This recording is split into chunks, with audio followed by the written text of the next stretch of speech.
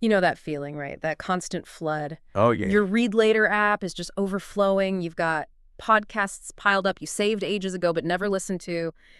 Meeting notes are scattered everywhere. Who even knows where? Exactly. Across like 5 different apps, probably. And those brilliant ideas you have, they're like scribbled on a napkin you lost, or maybe they just vanished into the digital ether.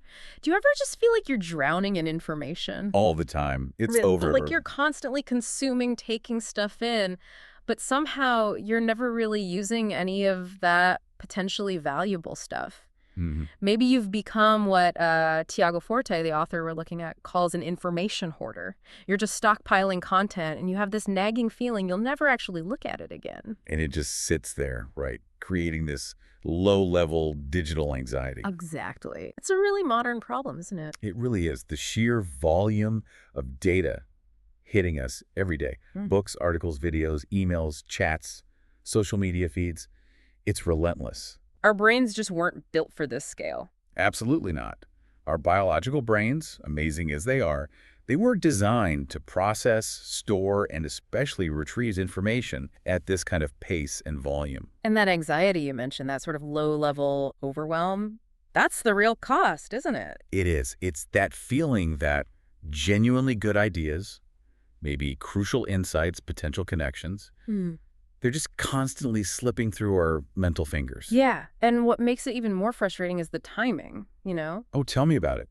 You stumble upon something amazing, like a really insightful piece of wisdom or a super useful fact, but it hits you at the wrong moment. Right. Like you read a brilliant business strategy idea when you're deep in planning a family holiday. Totally. Or you get an email, it's got absolutely crucial info for a meeting next week, but bam, it's instantly buried under like 50 other messages that just came in. And then inevitably, when you actually need that specific bit of knowledge, Not, or you can't find it. maybe you're thinking about changing jobs, or you've got a massive presentation, or you're navigating a huge life thing like starting a business or a family, And you know you saw something relevant somewhere. but you can't retrieve it. Or worse, you completely forget you even encountered it.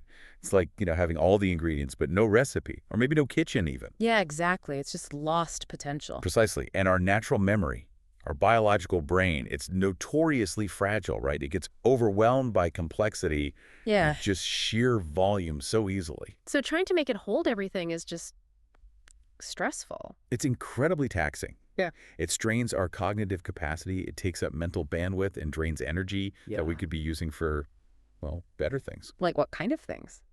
Things that really need our unique human intelligence, Mm. like deep creative thinking, or making those surprising connections between ideas that seem totally unrelated, or listening to our intuition. For just being present. Yes.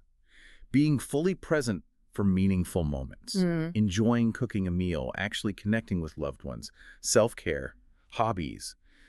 All that stuff gets crowded out when your brain is just trying to act like a giant, leaky filing cabinet. Okay, so this is the core problem. This feeling of being overwhelmed, losing ideas, not being able to find things when you need them. That's the setup. And that's the fundamental problem that the whole concept we're diving deep into today is designed to solve. It's a really powerful system built for our digital age, for building what the author calls a second brain. And the foundational work here, the author we're drawing heavily from, is Tiago Forte.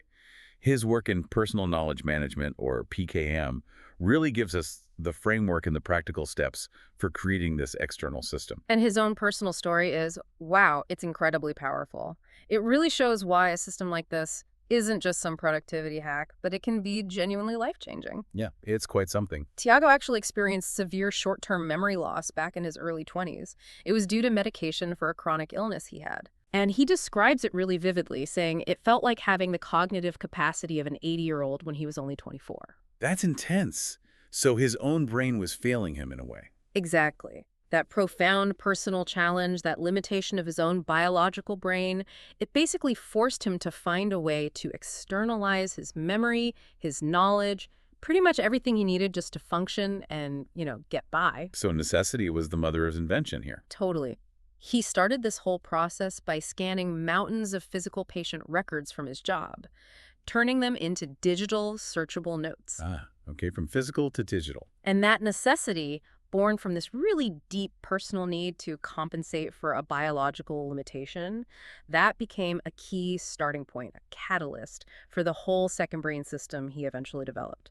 That makes so much sense. That shift from physically scanning paper relying on paper files to having that same information exist digitally, where it's searchable, malleable. Yeah. That must have been a huge turning point for him. He realized once the information was digital, it wasn't just stored. It could be actively molded, shaped, combined.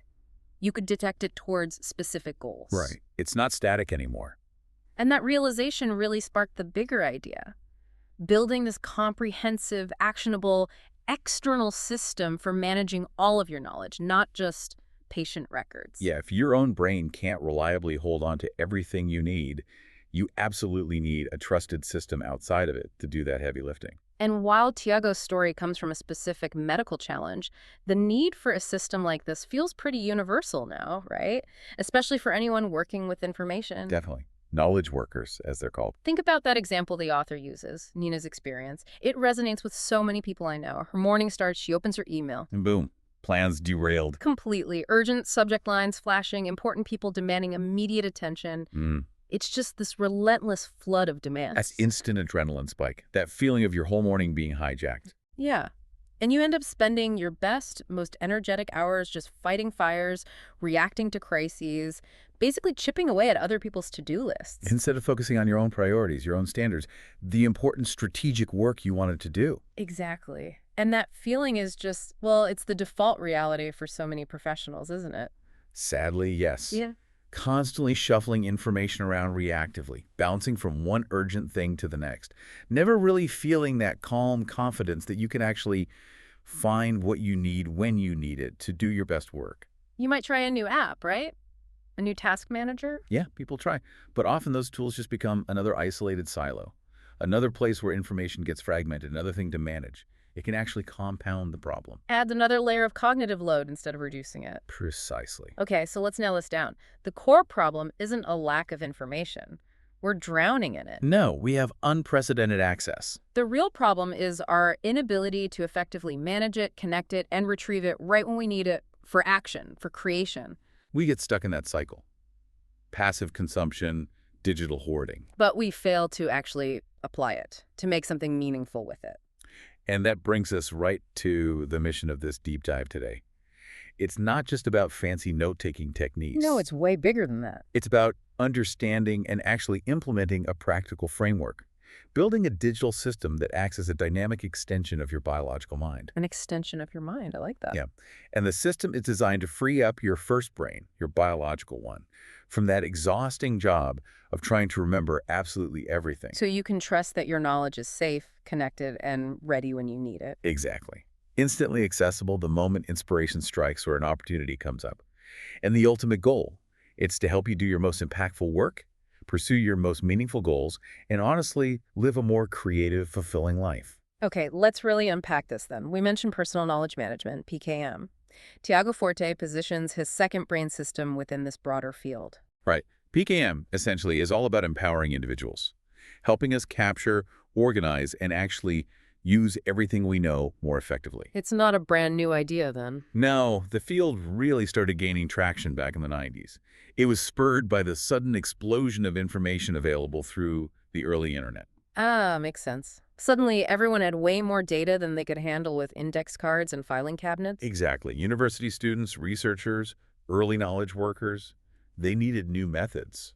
It's sort of the individual equivalent of organizational knowledge management, which is how companies manage their collective knowledge.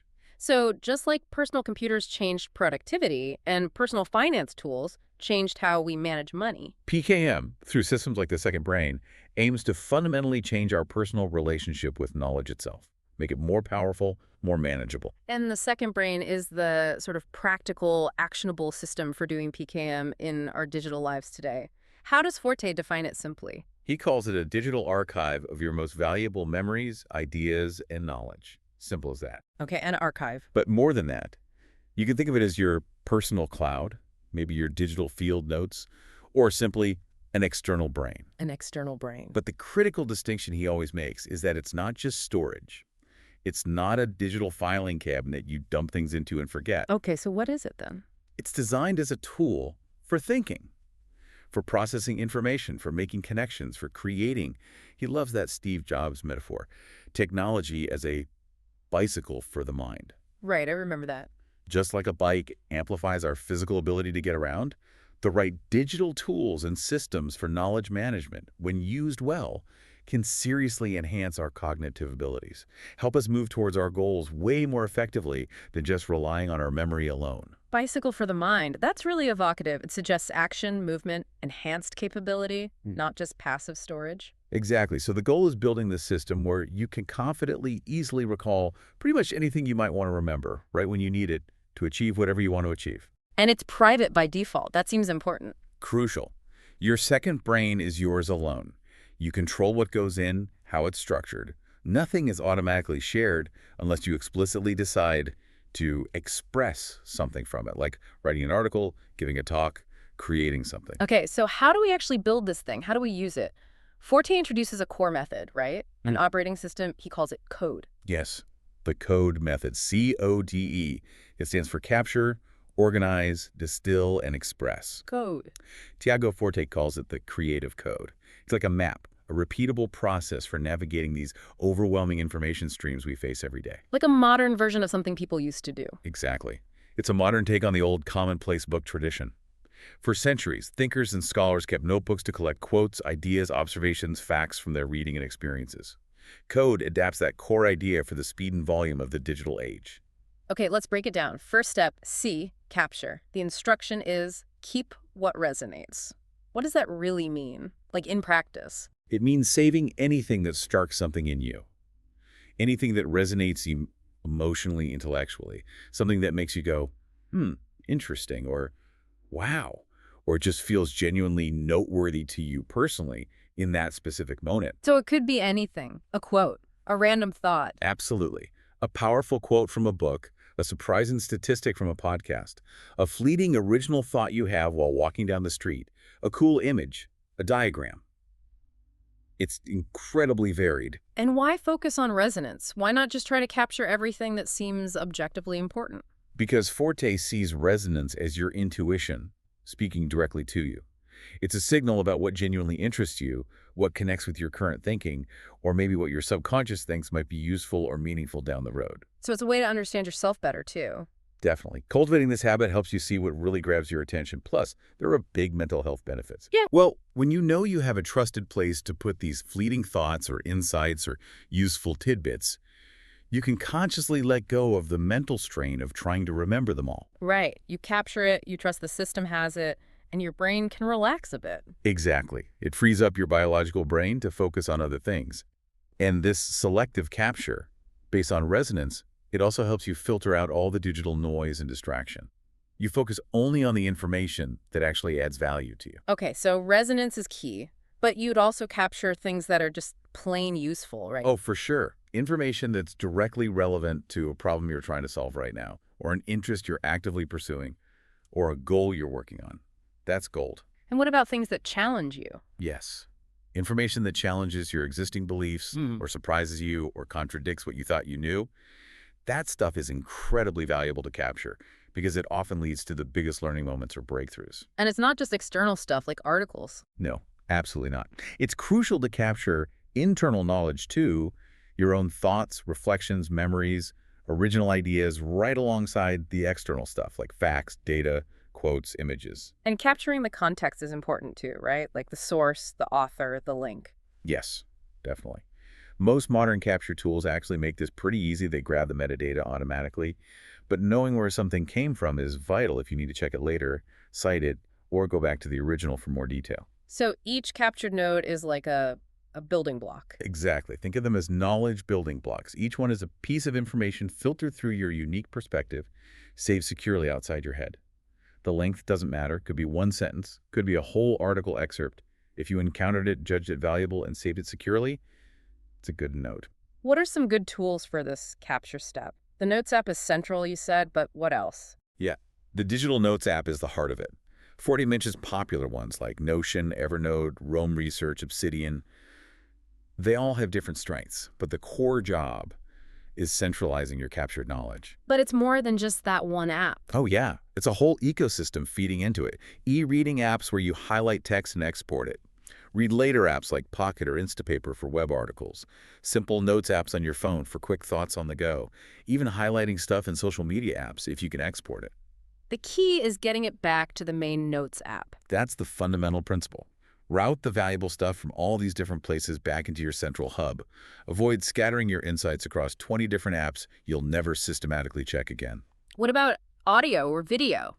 Podcasts, lectures, how do you capture from those? Good question. Forte covers that too. Many podcast players now let you bookmark segments. Some even integrate with transcription services so you can grab the text. Voice memo apps on your phone often have transcription built in now, turning spoken thoughts into text. Even YouTube auto-generates transcripts you can often copy key parts from. So the goal is to make capture easy, almost frictionless, across all the media you consume. Exactly. As frictionless and even enjoyable as possible. Leverage the tools you already use.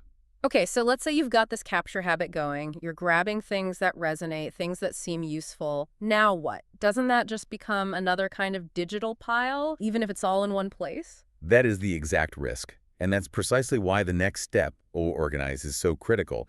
This is where you shift from just accumulating stuff to strategically saving it for actionability. Actionability, okay. Yeah, the temptation here, the natural human urge, is to try and create the perfect, super detailed, hierarchical filing system, like the Dewey Decimal System for your brain. Yeah, I can see myself trying to do that. Folder within folder within folder. Right, trying to categorize everything perfectly before you even know how you'll use it. But Tiago Forte strongly advises against that approach. Why?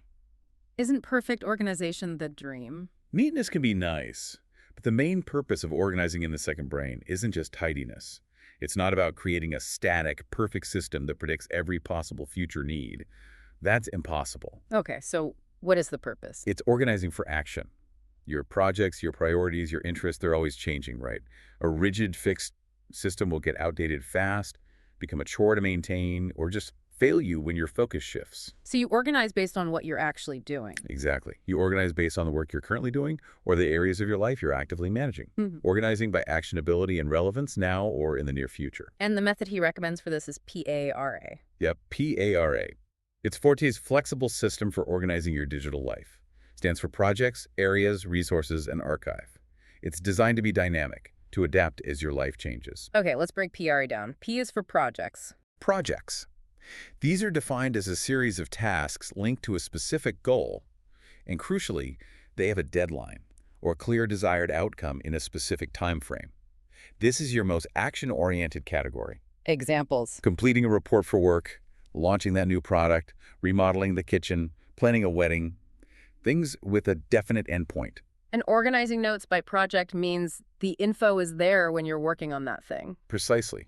It ensures the information you need surfaces right when it's most relevant. This is absolutely key to stop your notes becoming that idea graveyard. We talked about great insights saved, but never connected to actual work. Like saving marketing articles, but never looking at them when you build the campaign. Exactly that.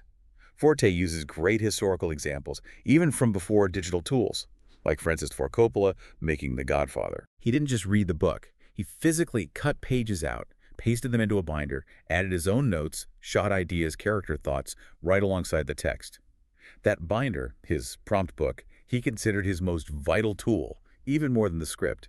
It made the source material actionable for the project directing the film. Wow. Okay. And Twyla Tharp, the choreographer. Similar idea. She uses a physical box for each new dance project. Anything related, music ideas, costume sketches, movement notes, photos, articles, goes in that box. When she starts choreographing, all the raw material for that specific project is right there. Okay, so projects are active, time-bound goals. What's A areas? Areas.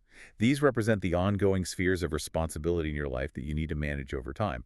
Unlike projects, they don't usually have a specific end date, but they require continuous attention and information management to maintain certain standards. So, like, health, finances. Exactly. Your personal health and fitness, managing your finances, budgets, investments, your relationships, family, friends, work colleagues, or ongoing job functions like marketing, product development, team management, business development. Things that don't really finish. Right. You need information readily available to manage these critical areas effectively, even if you're not working on a specific time-limited project within that area right now. They're fundamental for long-term well-being and performance. Okay, projects for goals, areas for ongoing responsibilities. What's resources? Resources. This is basically your personal reference library. It's for topics or themes you're interested in, maybe for future use, or just general knowledge. So this is where you put stuff that isn't tied to a current project or area. Exactly. Notes and files that resonated or seem potentially useful someday, but aren't connected to something you're actively working on right now. Think of them like your old school subject notebooks. History, chemistry, English lit. Could be anything. Hobbies, interests. Anything that sparks your curiosity. Notes on coffee brewing, lists of classic movies, research on hip-hop history, info about woodworking, industry trends, interesting space facts. If it doesn't fit neatly into a project or area, it can live here for future reference. Okay. And the last one, a archive, the digital attic. Kind of, yeah. The archives is where you move inactive items from the other three categories. Projects, areas, resources. When things are done or no longer relevant. Exactly. Project completed. Archive it. Project canceled or put on hold indefinitely. Archive it. Stop being responsible for a specific area, like an old job role. Archive it. Lost interest in a resource topic. Archive it. Why not just delete? Because you might need it later. Archiving keeps your active PAR lists clean and focused. It reduces clutter, cuts down cognitive load. But the items aren't gone forever. They're just moved out of your main workspace. Still easily searchable if you ever need to revisit them. It's about clearing the decks without losing potentially valuable history. So PRA is definitely not a rigid file it and forget it's kind of thing. Absolutely not. That's a huge point. PIA is designed as a dynamic production system, not just static filing. Things move between the categories. All the time. Notes and files are meant to flow between projects, areas, resources, and the archive as your focus and priorities shift. A note might start in resources, just curious, then move to a new project, maybe that evolves into an ongoing area, and eventually it lands in the archive. So it adapts to your life. Constantly. The goal isn't theoretical perfection in organization, it's usable organization that actively supports getting things done. It helps you pull knowledge you already have into the here and now when you start something important. Okay, that makes sense. So we've captured what resonates, organized it for action with PRA. What's next in code? Distill. Distill. This is all about refining your notes, boiling them down to their absolute core essence. Why do that? Several reasons. To make your captured info super easy to use and understand later, just at a glance. To communicate efficiently with your future self, who probably won't remember all the context. And importantly, to prepare those notes for the final step, Ease Express. And the technique for this is progressive summarization. Sounds a bit involved. It might sound complex, but the actual technique is surprisingly straightforward and really effective. It's basically a layered approach to summarizing within the note itself. Layered, how does that work? Okay, layer one, you start with your raw captured notes or excerpts. The first distillation step is just being selective. Only save the best bits from the original source. Don't copy the whole article, just the key paragraphs or sentences that really resonated. You've always got the link back to the original if you need the full context. Okay, save only the best parts initially. Then? Layer two, read through those layer one notes you saved. Now go back and bold the key points, the main takeaways, the most insightful sentences within those excerpts. You're making the most important ideas pop visually. Bold the highlights of the highlights. Got it. Layer three. Layer three. Now read only the bolded text from layer two. Go back again and highlight, like with a yellow highlighter, digitally. Or maybe underline the absolute best of the best, the core nuggets of insight, the most actionable points, the killer facts. So you end up with the original text, some bolded parts within that, and some highlighted parts within the bolded parts, all in the same note. Exactly. And Forte says you can even add more layers if needed, like maybe an executive summary or a bulleted list of action items right at the very top, summarizing the highlighted bits below. And the benefit is speed. Huge benefit in speed and usability. When you come back to that note later days, weeks, months, you don't have to reread the whole thing. You scan the highlights first, layer 3. Need more context. Scan the bolded text, layer 2. Need the full detail. Read the original excerpt, layer 1. It makes your whole knowledge base incredibly scannable. Saves so much time finding the key info. It's like boiling it down to the most potent essence. The author uses that Picasso's bowl analogy, doesn't he? Yes. It's a perfect analogy. Picasso did this series of lithographs of a bowl. Started super detailed, realistic. Then, in each version, he stripped away more and more detail, simplifying the form, until the final image was just this single, elegant line that still totally captured the essence of the bowl. So distillation is stripping away the noise to reveal the core idea. Exactly. Letting the unnecessary details fall away so the truly essential insights shine through.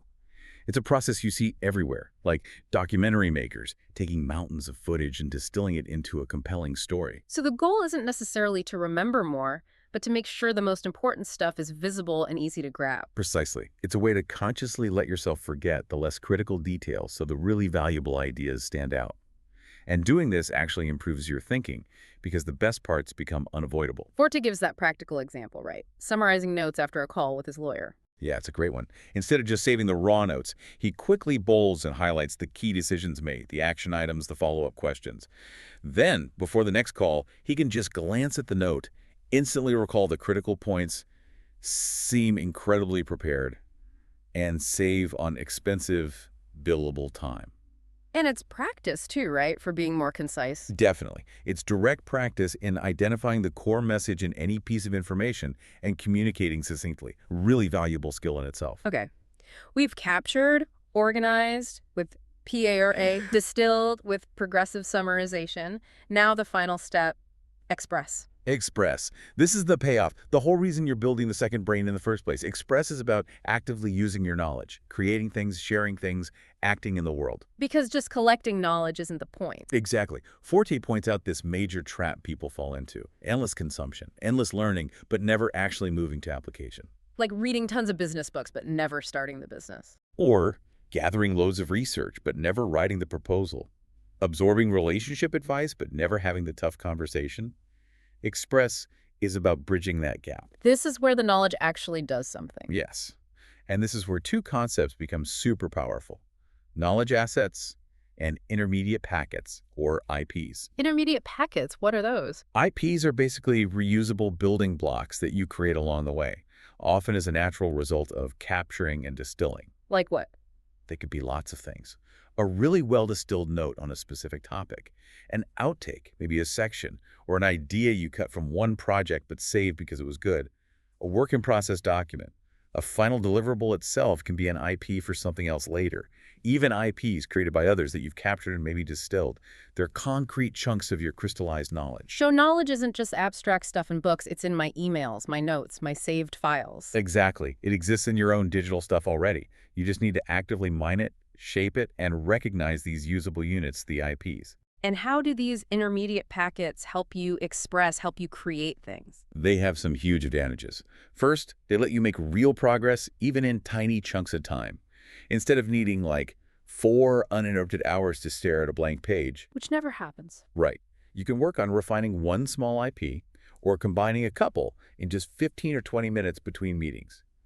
Makes progress feel much more achievable. Okay, that's big. What else? Second, they can dramatically improve the quality of your work. How? Because you can share these smaller self-contained IPs with people for feedback much earlier in the process. Before you've gone too far down the wrong path. Exactly. It's less risky and easier to get input on a small piece than a huge draft. And third, maybe the most powerful thing, is this magical experience Forte talks about, where you realize you can assemble entire projects, presentations, articles, maybe even books, largely by combining and refining IPs you've already created. So you're not always starting from scratch. Pretty much.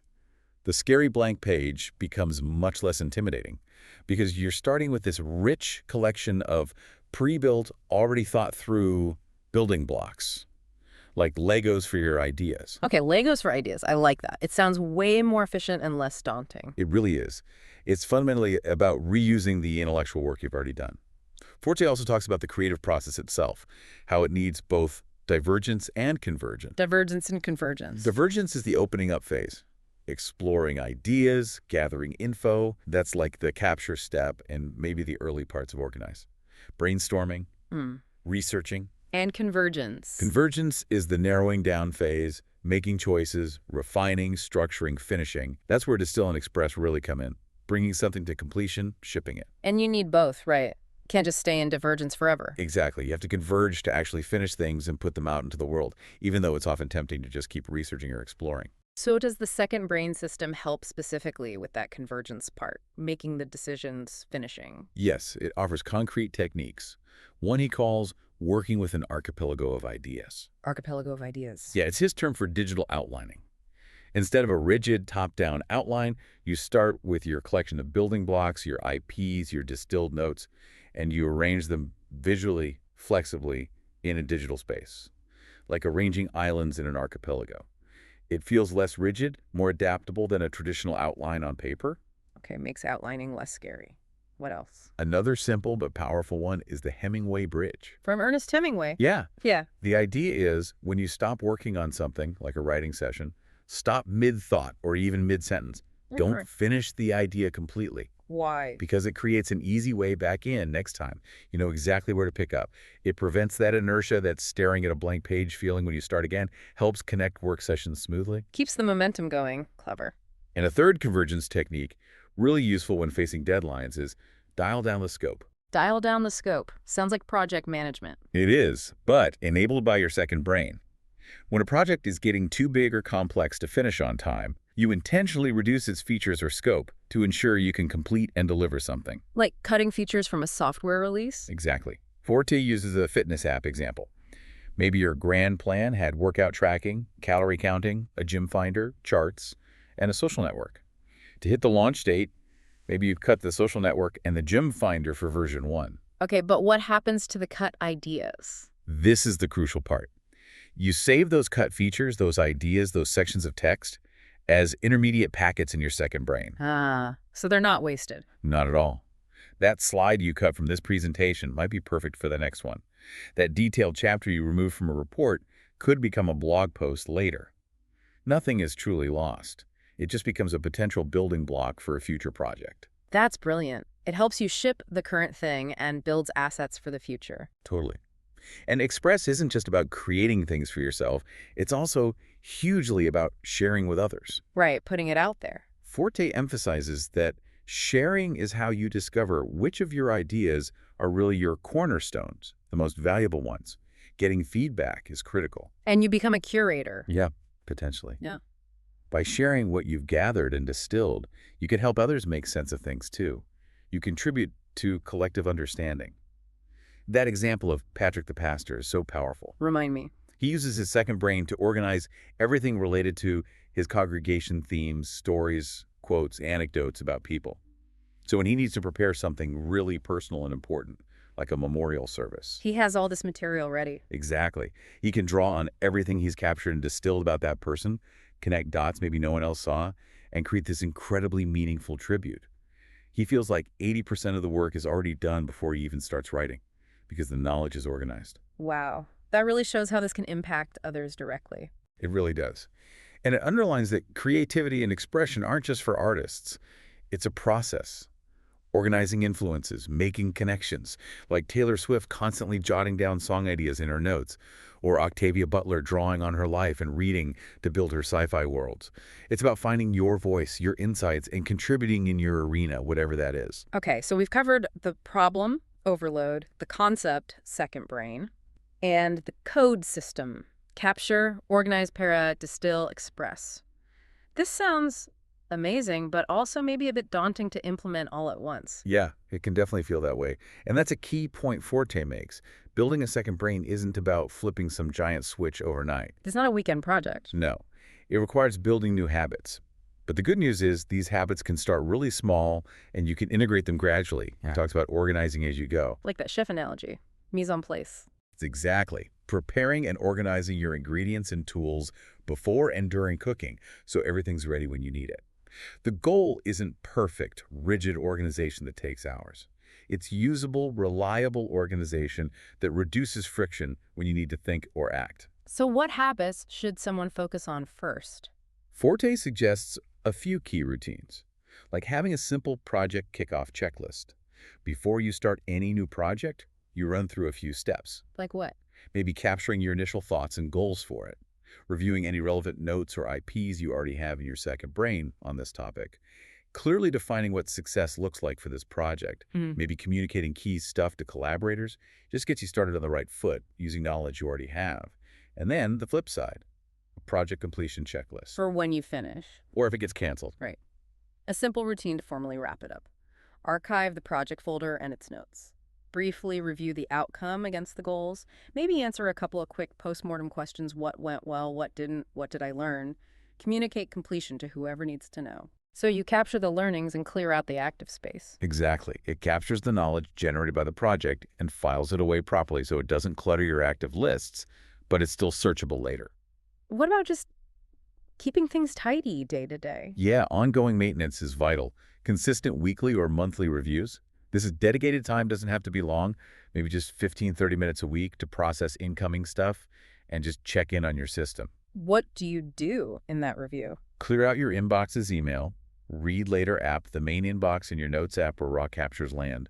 Review your current goals, your active projects, your main areas of responsibility.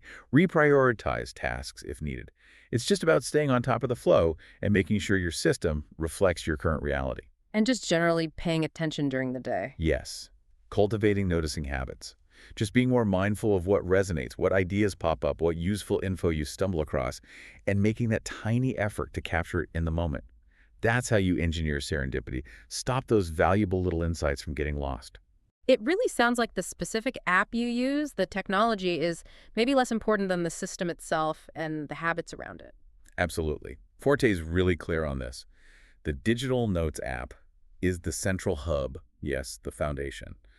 But your second brain is an integrated system. It includes your email, your cloud storage, Dropbox, Google Drive, your task manager, your calendar, your read later app, even physical notebooks if you have a way to get their contents into your digital system. The key is the flow of information into that central notes app. That's it. Making the different tools work together, not just exist as separate silos. He strongly advises not getting bogged down trying to find the perfect tool. Focus on understanding the system, the principles, the habits first. Choose a tool that seems good enough to start with. You can always switch later if you need to. Okay, so someone might be listening and thinking, this sounds great for work projects, but what about the rest of my life? Is it only for professional stuff? Not at all. That's one of the really cool things about this framework. It's universal. The principles apply just as powerfully to any area of your life where you manage information or you have goals. Like personal health. Totally.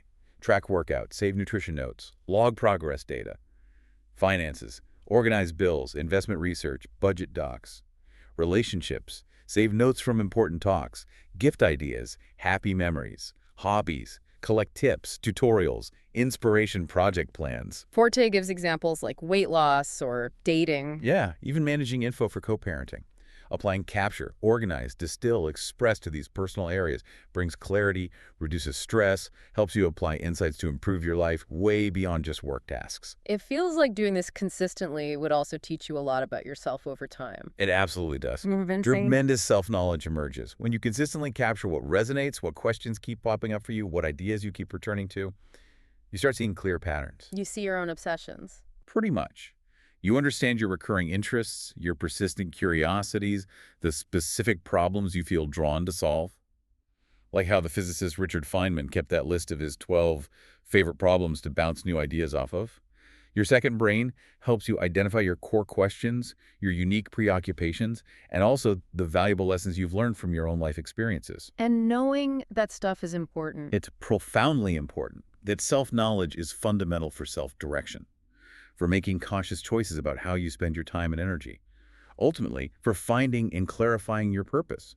As Forte says, you can't really know where you want to go if you don't understand who you are and what uniquely matters to you. It feels like a really fundamental shift in how you relate to information, too. Like moving from feeling like information is scarce and you have to grab everything. To a feeling of abundance. Yes, that's a huge mindset shift. So many people operate from information scarcity or fear. Fear of missing out, fear of not having enough, fear their ideas aren't good enough, fear of sharing. But the second brain fosters an abundance mindset. It really does. You start to see that valuable knowledge is literally everywhere. In the content you consume, yes, but also in your network, in your own intuition, in your daily experiences. You don't need to hoard everything. You just need to capture what resonates and trust the system. Right. Trust that you can capture what matters. Trust that you can retrieve it. Trust that the info you truly need will find you or can be found when required. And crucially, this mindset gets used up. That knowledge isn't like a physical thing that gets used up. It actually becomes more valuable when shared. Sharing multiplies it. It allows for collaboration, feedback, amplification. And it recognizes that because of your unique life, your unique interests, the specific knowledge you've curated, there are perspectives and insights only you can offer. There are people only you can reach. So the ultimate goal isn't to turn your biological brain into some kind of supercomputer memory bank. No, precisely the opposite. You are consciously deciding to offload the burden of remembering every single detail, every statistic, every quote, every fact. Offload it to your reliable external system. You're firing your brain from being a filing cabinet. Exactly. You're firing it from that job, the job of being a fragile, easily overwhelmed filing cabinet. And by doing that, you free it up for a new, much higher level role, Just becoming the CEO of your cognitive life. Its job now is to orchestrate, to make creative leaps, to connect seemingly unrelated concepts, to use intuition, to set priorities, to focus on the uniquely human stuff, empathy, strategic thinking, original creation that technology just can't replicate. So your biological brain shifts from just remembering facts to actively using knowledge to think and create. That's the goal, a powerful partnership between your mind and your digital system. Okay, that is a really powerful framing. So if someone's listening right now and they're feeling this, they feel that resonance, they're ready to start building this second brain, what's the absolute simplest first step? Lowest barrier to entry? Start small, keep it incredibly simple at the beginning. That's Forte's advice. Don't try to build the entire perfect PRE system with complex workflows on day one. So what should they do? Just decide on maybe one or two types of content that you already value and wish you captured more reliably. Maybe it's insightful quotes from books you read, or key action items from meetings, or just those fleeting original ideas you have in the shower. Pick one or two things. Okay, decide what to capture. Then, Choose a tool. Pick one digital notes app, anyone that looks reasonably okay to you. Don't spend weeks agonizing over the perfect choice. Just pick one and commit to starting there. Notion, Evernote, Apple Notes, whatever. don't get stuck on the tool. Just pick one. Next. Capture your very first note. Using that tool, save something small that resonated with you today. A sentence, a link, a thought. Just do it once. Break the seal. Exactly. And finally, maybe schedule a tiny recurring appointment with yourself, like 10 or 15 minutes once a week, just to glance at your notes inbox. Process anything you captured that week. Keep it super short. Start small, build momentum, let it evolve. That's the way. Let the system and your habits grow organically as you use them and start seeing the benefits. Remember, Forte emphasizes, a perfect system you never actually start or use is way less valuable than an imperfect system you engage with consistently. Just begin. This whole deep dive into building a second brain, it really highlights the massive potential here, doesn't it? Creating this external digital extension of your mind. The potential is huge. It promises to free your first brain from just remembering details, make sure your good ideas and insights are actually captured and findable, have the knowledge you need ready when opportunity knocks. Help you finally finish those projects that have been stalled forever. Provide the structure to connect ideas in new ways, find your unique voice, make a bigger impact. It really is about transforming your relationship with information. Yeah. Moving from being that passive consumer or anxious hoarder. To becoming an active, creative applicator and sharer of knowledge. Mm. Okay, so let's just talk directly for a second here. To you listening, stop just consuming. Seriously. Stop being that information hoarder, letting good ideas just slip away, gathering digital dust on your devices. Stop postponing those projects you actually care about, waiting for some imaginary someday when you'll feel perfectly ready or perfectly organized or like you finally have all the information. That day might never come if you don't build the system to support action now. Your ideas do matter. Your perspective is valuable. Don't let them just fade away. So think about this. What is one tiny, specific piece of knowledge, just one thing that you encountered today that genuinely resonated? Something that sparked a thought, made you pause, surprised you, just felt useful. Got it. Just one small thing. Now, what is the absolute smallest, most insignificant seeming step you can take right now using just that one tiny piece of knowledge to move something forward? Anything. Don't let your brain talk you out of it. Don't tell yourself it's too small, or you need more info, or it's not the right time. Don't overcomplicate it. Just start. Capture that one thing. Put it somewhere safe, even just a basic note. Organize it somehow. Maybe just tag it or put it in a folder called Ideas. Then distill it. Maybe just bold one key phrase in it. And then figure out the single smallest, least scary way you can express it. Put it into action. Use it. Maybe it's just for yourself, like adding it to a list. Or maybe share that one tiny insight with just one other person. See what happens. That journey of building your second brain, unlocking all this potential, it genuinely begins with that single first note. and that single smallest action. Think about it. Your entire life experience, your unique mix of interests, your struggles, your wins, has given you a kind of knowledge and a perspective that literally no one else on Earth has. It's unique to you. Absolutely. So, what is the smallest, most specific, most genuine insight you could share with just one person today, drawn from your own unique experience, your own proto-second brain that might actually change their perspective, help them with something, or maybe just make their day a little brighter? Go figure out what that is and then share it.